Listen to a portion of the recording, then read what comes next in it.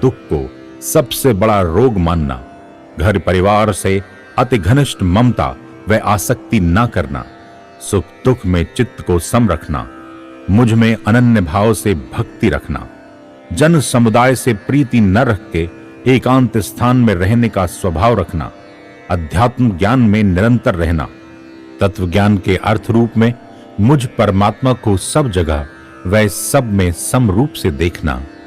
अर्जुन, यह तो ज्ञान है, इसको छोड़ के बाकी सब अज्ञान ही जान। अर्जुन, इस ज्ञान को मैं तुझसे विस्तार से कहूंगा, क्योंकि इस परमात्मा तत्व को जानकर मनुष्य अमरता को प्राप्त करता है।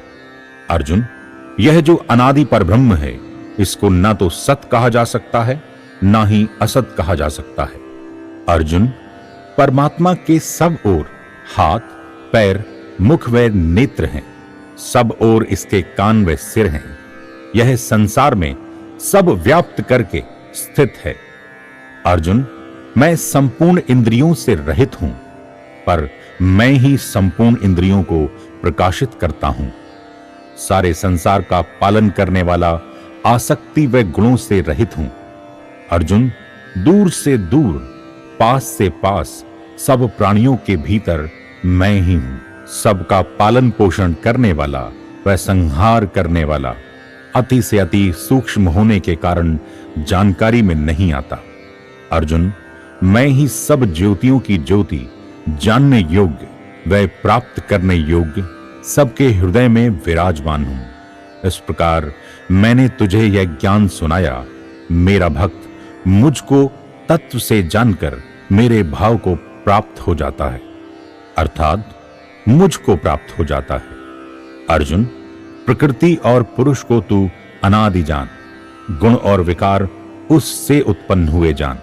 जब क्रियाओं को उत्पन्न करने का कारण प्रकृति है और उनको भोगने वाला पुरुष है, इस अच्छे बुरे का संग ही ऊंच व नीच योनियों का कारण बन जाता है। अर्जुन, यह पुरुष इस शरीर से संबंध रखने के कारण सुख दुख भोगता है, परंतु परम पुरुष परमात्मा इस शरीर में रहते हुए भी इन संबंधों से रहित है। अर्जुन, जो प्रकृति के गुणों को वह शरीर को आत्मा से अलग जानता है, वह सब तरह से बरतते हुए भी फिर से जन्म नहीं लेता, क्योंकि वह जान लेता है कि यह शरीर मैं नहीं। अर्जुन, कई मनुष्य ज्ञान योग में ध्यान के द्वारा मुझको अनुभव करते हैं, और कोई तो निष्काम कर्म द्वारा, वह कई तो सुनकर मेरी उपासना करते हैं। वह सब भी मृत्यु से तर जाते हैं।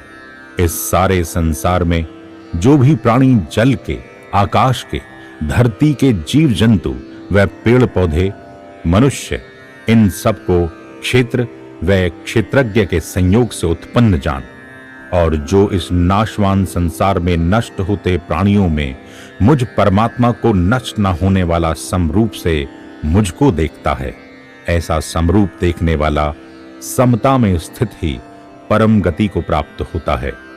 अर्जुन, ऐसा साधक सब क्रियाओं को उत्पन्न करने का कारण प्रकृति को जानता है और अपने आप को अकेला मानता है, और सब ओर प्रकृति के विस्तार को ही देखता है, और इस शरीर में रहते हुए भी वह शरीर से लिप्त नहीं होता।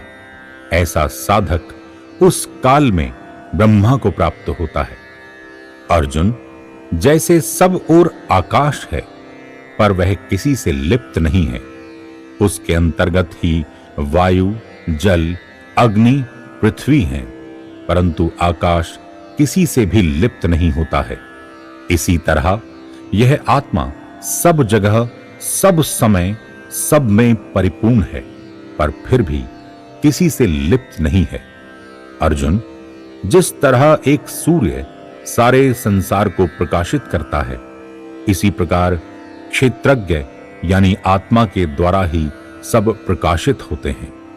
अर्जुन, जो साधक ज्ञान रूपी नेत्रों से क्षेत्र व क्षेत्रज्ञ के विभाग को अलग अलग जानते हैं, वह ही मुझ परमात्मा के परम भाव को जान पाते हैं, क्योंकि उनकी दृष्टि में मुझ चिन्मय परमात्मा के सिवाय कुछ और है ही नहीं। इसलिए वह मुझको जानकर मुझको ही प्राप्त हो जाते हैं। आवश्यक संदेश। जिस तरह तिल में तेल